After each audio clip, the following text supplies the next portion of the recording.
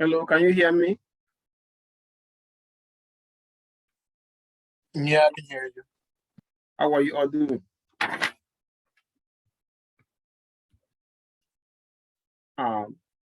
Tonight, this evening, I'll begin by showing you what the basic.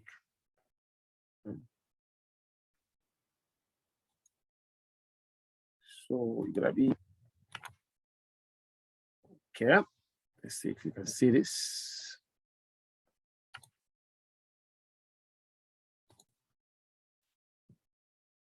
Okay, I want to make sure you're seeing this.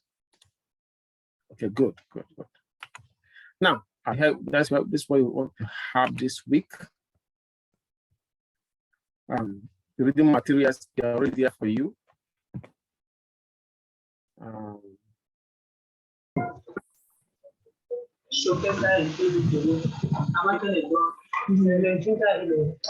you mute yourself, please?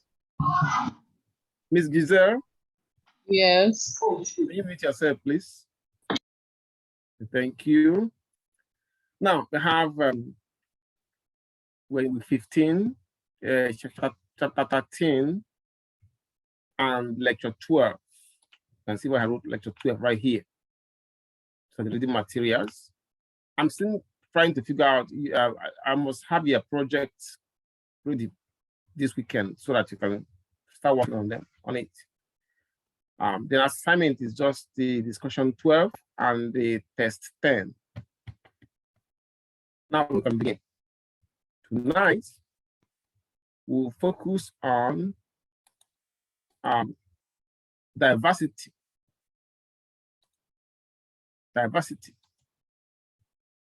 I'm sure you must have heard this word a lot before. It's very popular these days. We're talking about diverse school, diverse workplace, diverse college, and so on and so forth. It's very popular now.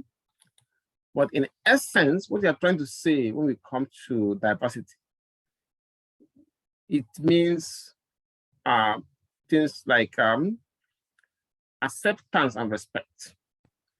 It also means that we understand each individual is unique, and that we understand and recognize and appreciate the fact that we have our individual differences. So by that acceptance, we will not limit the way the economic resources are distributed by blocking some group because they are different from who we are. So diversity means that acceptance of every group, regardless of their uniqueness or difference, because each member of the society, irrespective of the differences, have their unique talents, unique skills that they can bring to the table. So if we start to limit ourselves or limit them because of their differences, in culture or in any other aspect, the business will be losing. I mean, it might not show immediately in the financial statement, but in the long run, you will see that you have a workforce that are basically inefficient or unproductive, even though it might be a very homogeneous workforce, but they are inefficient and ineffective. But if you open yourself and allow the diversity, let me put it this way: hire each individual based on merit, irrespective of their where they come from, or their culture, or their unique qualities. Then you have a workforce that is mixed with different talents. So now, so when we talk about diversity, it has many dimensions. As I have explained a minute ago, it has the dimensions of race, ethnicity, gender, sexual orientation, socio-economic status, age, physical abilities, religious beliefs, and political beliefs. So in other words, we try to explore the concept. We have to look at these dimensions and then apply them in a safe, positive, and natural environment. Now, diversity is about understanding each other and moving beyond simple tolerance. Instead, we embrace and celebrate the rich dimensions of diversity, but, or uniqueness of each individual, put it that way. So, so that means that diversity is a reality. Why? Because it is a human nature. Every individual is different. Every individual have their differences might maybe overshadow the unique qualities or unique skills that they may have.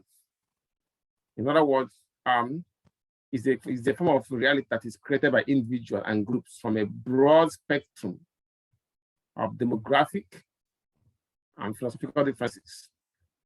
So, in other words, it is good to encourage or appreciate diversity, especially in our workplace, because if we do that, we will create a success-oriented, cooperative, and caring community that draws intellectual strength.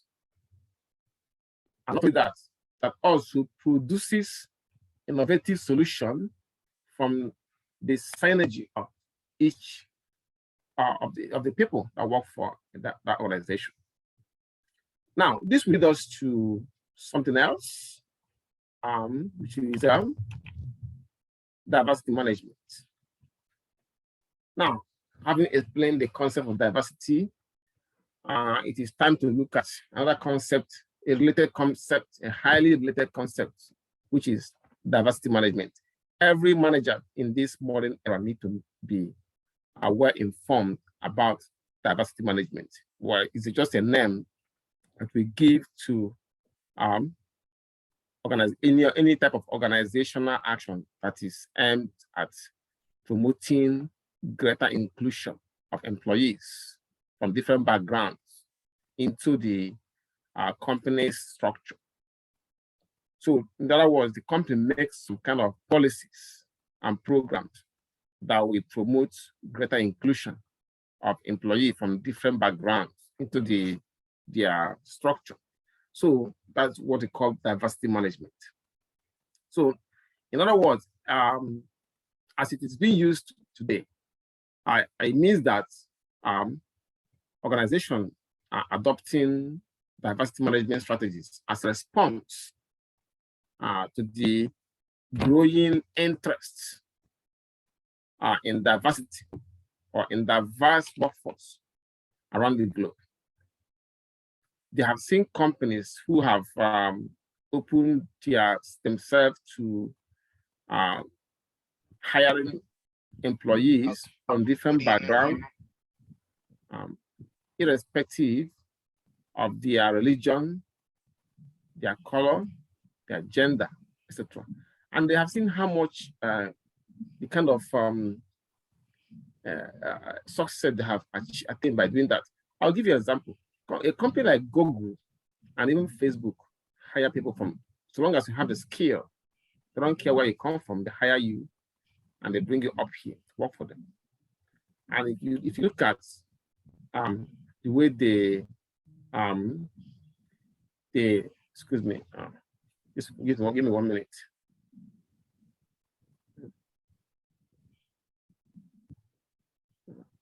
The way they operate. Look at the way they operate, you will see that. Just 1 minute. Sorry about this. This is important. Just 1 minute. All right. So if you look at the how the kind of success they made, you will discover that it is huge. Google is one of the fastest growing company in the world, in Wall Street and in worldwide. The same thing with Apple computer. The same thing with Amazon. You know about Amazon, hire. You have the skill. They hire men, they hire women, they hire all kind of people to work for them, so long as you can have a skill that they need. So advancement in technology now allow companies to hire and manage employees from around the world and in different time zones. So as a result of that, companies are designing programs and policies about diversity. That when such programs make it possible for them to have an inclusive employee or inclusive workforce, and also to promote and retain employees who are from different backgrounds and cultures. In other words, programs and policies that they make, or those companies make, I'll call it diversity programs and policies. They are designed in such a way that they create a welcoming and enabling environment for different categories of employees to, work for them. So this was not the way it is now. I know that that concept diversity have a very long history, but I would say that today's workforce are more inclusive and more welcoming than what we have 20 years ago.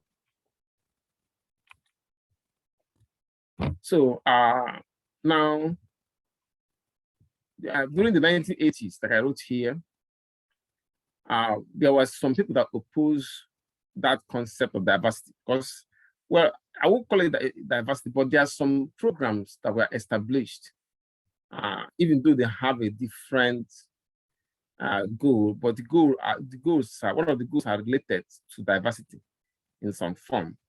I'm talking about the program like the affirmative equality and affirmative action laws. See, so this give those who doesn't have in fact, it is a way of trying to create an equal platform for competition, for jobs and other things for the minorities, so that the minorities and the those who are in majority can have equal opportunities. So there are some people that oppose it. One of them, of course, was one of the former President Reagan. He saw such laws as a form of constraint. He was right and wrong. He was right in a way because affirmative action might mean that if there are two people competing for a job, one person is let's say white, and the other person is black, and if affirmative action is to take place or is being applied in that competition, in that job interview, then the black person, though he might be, they might have the same degree, the same qualification, but I'm just giving you an example. And the white person has more experience and more qualified because of that experience, but the black person is also qualified, but the white person in that interview has more qualification because of the experience. Then if the affirmative action principle is applied, the job will be given to the black person. The same thing with in some schools, that's why they applied it. I think the University of Texas actually did it. There are some, they were given more, the admission to the college, placement, because there have been years, so many years, decades in which the African Americans were segregated. So in order to kind of compensate them, they now require that is like they provided some kind of quota. So there's one particular case whereby the lady was suing the University of Texas because she was denied admission in order to provide the opportunity for some black students. The university gave the reason as follows. They say that over the years, the white people were given more opportunities to study in that college, and due to the segregation laws, the Black African Americans we are given less opportunity. So to compensate, and because they have a limited space available, even though the white student was more qualified because of the SAT score, they gave that space to the Black student. So when I read it I think I read it on the Chronicle of Higher Education, I was surprised that I was saying, why not make it based on merit? But when I read the what affirmative actions require in that kind of situation, now I begin to understand why the judge who handled the case make a judgment in which the white lady lost the case. Now, so in that situation, that kind of scenario, somebody might say this is this kind of a reverse discrimination, because people were competing for something, and then the person that is less qualified is given that position just because of affirmative action. So that's why one of the reasons why I said that those that oppose it are right or wrong. Now, let me explain why they can be, in this case, they are right. Now, let me explain why they are wrong. They are wrong in the sense, I'm sorry. so they are wrong in the sense that you cannot two wrongs doesn't make a right. You cannot punish somebody for the sins committed by their forefathers. That's another one. The third reason is also that it makes, if you are giving somebody a position in college or a job based on affirmative action, it is somehow humiliating, because you are telling that person, you are not really qualified for this job, but I'm giving it to you because of affirmative action. I mean, I don't know if you are getting my point. Okay, this person is more qualified for you in this job, but because of to fulfill the requirement of the affirmative action, you are given the job, not that you are qualified for it. So that person, if that person is really is somebody who wants to prove himself or herself that he can do something, it can be humiliating as well. Then, of course, merit, it makes that meritocracy. It makes that people who are not it gives more opportunities to those who does not does not merit. Let me put it this way: it's a disincentive to meritocracy. So this is my opinion on that. And those who hold this kind of opinion, like Ronald Reagan, say that we're against it. But then with diversity, it's a little different, but somehow almost the same thing, because they have the same effect. Before the end of this lecture, I will tell you my experience and what made me to say that. So now, equality and affirmative action employees,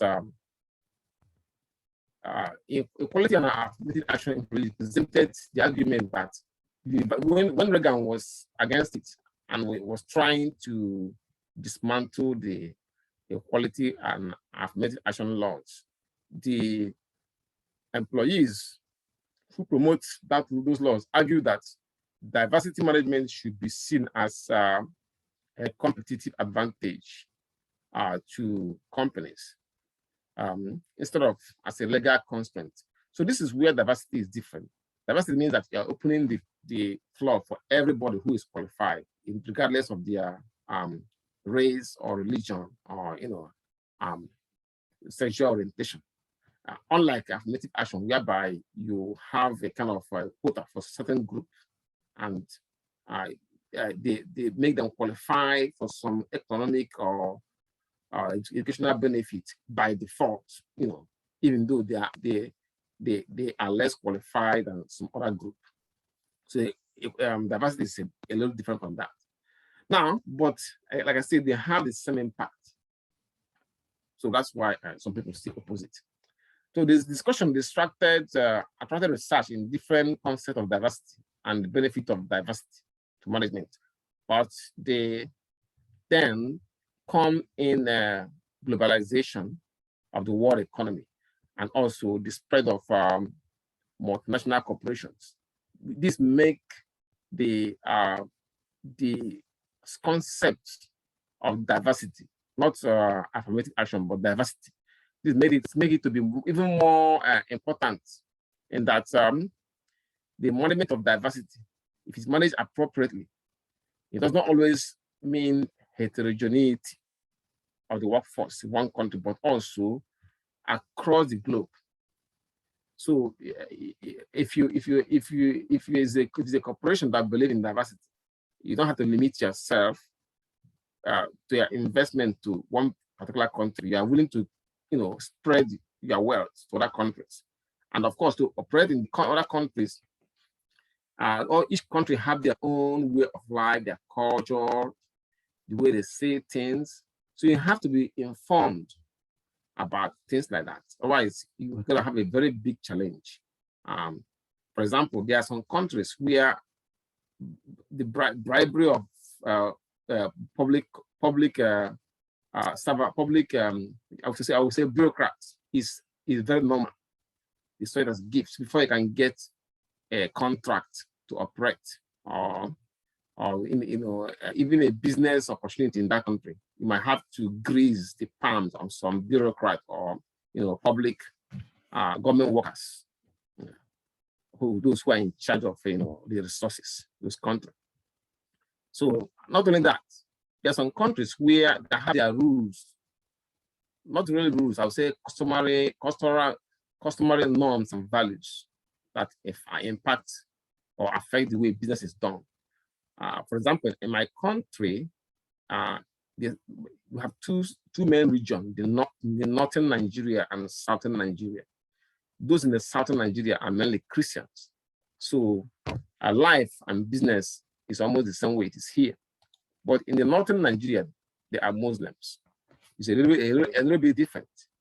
So you cannot conduct any serious business on Fridays, because Friday is the day that Muslims go to the mosque for prayers.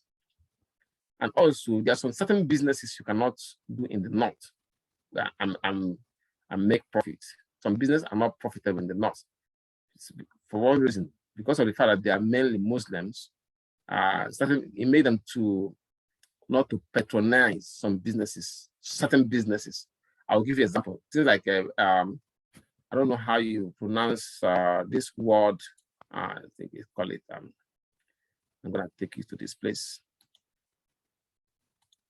Okay. It's brewery. A brewery is where we place a big factory where the company that make beer. So if you set up a brewery in northern Nigeria, you're going to make a lot of loss because most of them are Muslims. So their religion prohibit them from drinking alcohol. So, but in the south, you can of course make a lot of money doing that. So each country has their unique, their norms and values and cultural biases and nuances. So you have to, it's part of diversity. Your willingness to understand that and then accept that this is a way of life for those people, and if you can leverage on that and make significant profit. Okay. All right. Let's any question from what I have said so far? Any question, class? No questions. No questions. Okay, good. Excellent. Now let's look at the types of diversity we have. Now, the following are we have two major types. One is the international diversity. Sorry, types of diversity management. International diversity management. In this case, it means managing diversity or managing a workforce that comprises of the citizens or immigrants in a single national context. So basically, it means implementing diversity rules or requirement in a particular country. So that means you're hiring people. It can be anybody in that country, as long as they are qualified, irrespective of their religion or gender, etc. Now, if I give you an example, a French company may implement policies and programs with the aim of improving sensitivity and providing employment to the minority ethnic groups in the country. Well, this is one way of doing it. Another way of doing it is just to ensure that people that work for you represent the people that make up I would say the population composition of your country. That means, for example, if you're using the United States and you have a company here, so people that work for you cannot be only white people or only black people. Instead, you have a mixture: white, black, Hispanic, African, so long as they have the skill and qualify for the job. That's what this means. So when diversity is managed or implemented at national level, local level, that's what they call intra-national diversity. Now, there's always some kind of, it has an advantage and a disadvantage. Of course, the advantage is that everybody have equal opportunities to work for you. And because each particular group had a unique talent and skills, so it will lift the company up in the long run. Now, the disadvantage is that sometimes in their bid to maintain a diverse workforce, there might be, let's say that you have an opening. You might say, okay, this maybe 3 openings. It's okay because I don't have enough Hispanic population in my company. These 3 openings, I will reserve 2 only for Spanish applicants, and one opening for other applicants. It means that you might have other applicants that are more qualified than the Spanish applicants, yet you didn't hire them. Now you end up hiring some people who are Spanish but less qualified than other applicants because they're trying to maintain diversity. So what I'm trying to say here is that when it comes to this kind of diversity, even though it have advantage of its own, it really make those that have a qualification or the more qualified individual tend to carry a bigger low burden of the pain of that. Because I'll give you one example. Remember I said I'm going to give you how it affected me. There was a time I applied for a job, a teaching job at a college. I will not give you, I can't tell you the name of the college. So the interview was conducted, and eventually one of those who are best, it was not those who are best qualified that were hired. One person was hired because the college has more of Black professors and Black workers. So they decided to give that position, to reserve it for a white professor. So the other professor that came for the interview, even though they are more qualified in experience and other things, including myself, they were not given the job because the college want to maintain a diversified workforce. So they give it to the white guy so that you have a white person in the workforce. So, of course, naturally, we felt bad about it, but then we said at the end of the day, it is the college policy with regards or with respect to diversity. Now, the other type is when you diversity is implemented at international level. In that case, we call it a cross-national diversity management. So, like I said, in this case, diversity involves managing a workforce that comprises of citizens from different countries. Manage diversity or a workforce that comprises of citizens from different countries.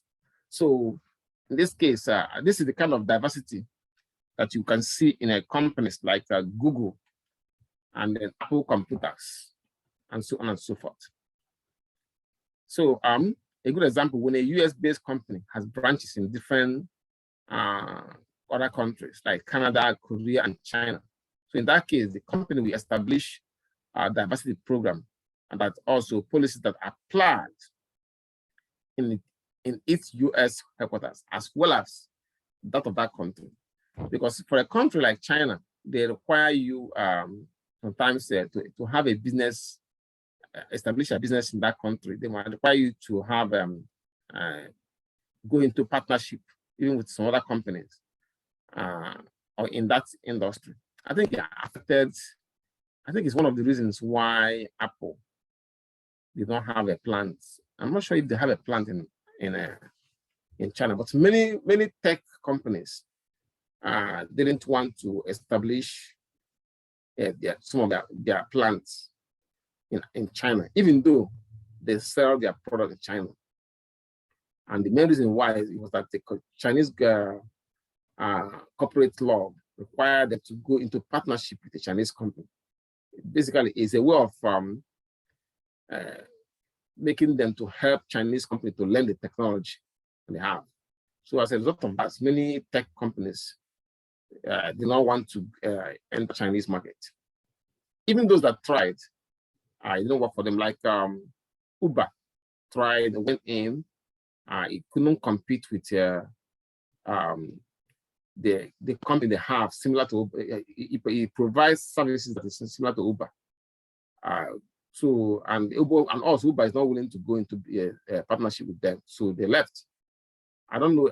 I'm talking about something that in the 2015, 16. I don't know if they went. I can't remember if they went back again on that.